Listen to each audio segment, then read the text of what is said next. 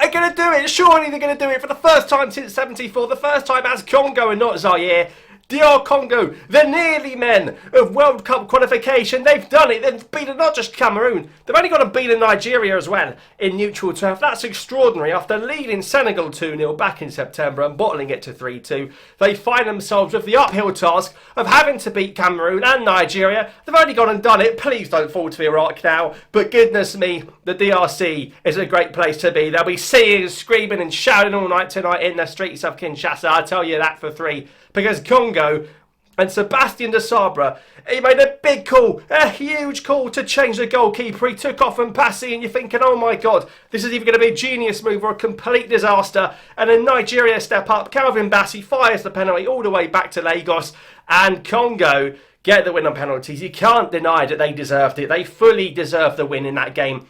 As soon as Osimhen went off at half-time, you didn't really, well, I didn't really feel Nigeria were going to do anything when Osimhen went off. I mean, Onyeka came in, indeed he was allowed to play, which I think was a bit dodgy to be fair. He got the yellow in the qualifier, a yellow in the playoff, but they said, we'll wipe the first yellow and he can play. And I bet they wish that he didn't, because it was his mistake for the goal for Elia to equalise. But goodness me, Congo with a penalty, appeal turned away, quite a strong one. They had a goal disallowed from Siddiqui. I mean, really? How on earth was that disallowed? Clearly the Moroccan referee in Congo, they've got beef from before. We know Morocco and Congo had that falling out in the last AFCON.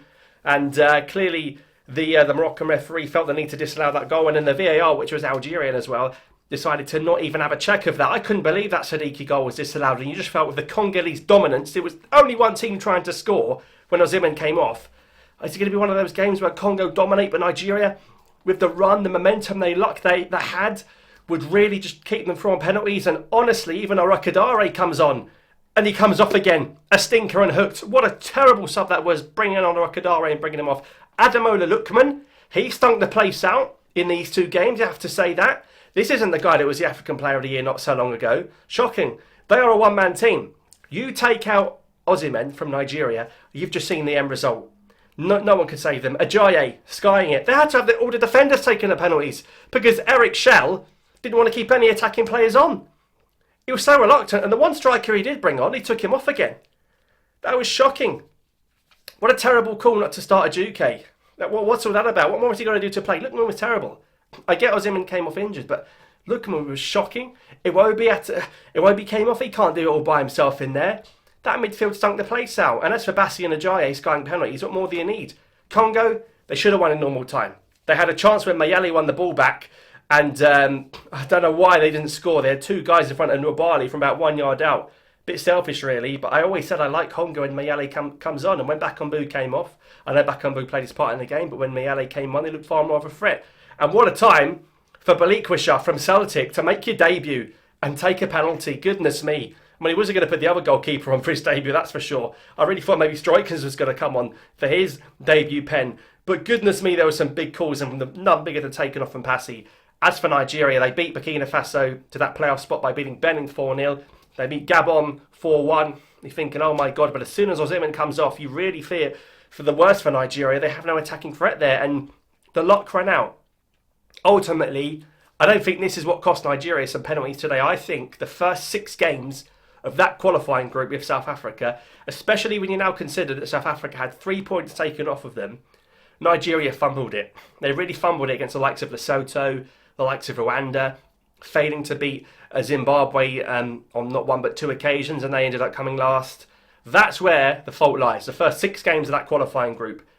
It's tough to take back-to-back failures to not make the World Cup in 2022 and 2026. I don't know what was worse, losing to Ghana on away goals or losing to Congo on penalties, quite frankly. But Nigeria and Cameroon, they're not going to play this World Cup. People said it was easier. Respect Algeria and Petkovic because they got the job done. And they'd rather be in our shoes. Trust me, they'd much rather be in our shoes because they're going to be having a massive television to watch this World Cup on because they won't be playing on it. I feel for Victor Osimhen, to not play in the World Cup. But might never play in it, who knows, extraordinary scenes. But Nigeria will not play FIFA World Cup 2026. It looked unlikely the way the group was going. They found a way to sneak into the playoffs on the final day. They beat Gabon. You think, here we go. They failed. As for Congo, I've called them the nearly men, right? And I know they've beaten Nigeria and Cameroon, but they're still nearly there. They're still nearly there. They're living up to the title because they've still got to play 1 or 2 playoffs in March in Mexico next year. Now, unless Panama and Costa Rica reach the IC playoff, then Congo will be seeded. If Congo is seeded, that means they'll only play 1 game. It could be Iraq, UAE, Jamaica, Curacao, New Caledonia, Bolivia, who knows. But I think if Congo can beat Nigeria and Cameroon, we don't know what's going to happen in the AFCON. Congo, whoever it is, have got to win that. If you can't beat bloody Curacao or UAE, for goodness sake, in a neutral ground, you don't deserve to go. So Congo have done the hard part. Massive congratulations to the Congolese. Commiserations to the Nigerians. But it's FIMBUUUUUUUU. Oh, I love it, because I know how close Congo have got so many times, and you think about, especially in 2018 as well, that Tunisia game, but this is the one now.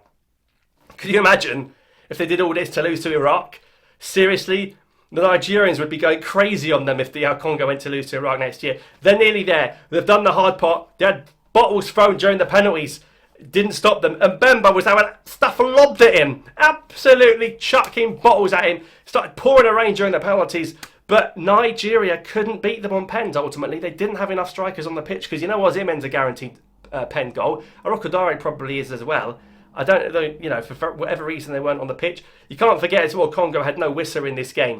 So there we have it. Nigeria will not go to the World Cup. Let me know your thoughts down below. Thank you for watching. And Congo's World Cup playoff journey continues. We'll have more on that very soon.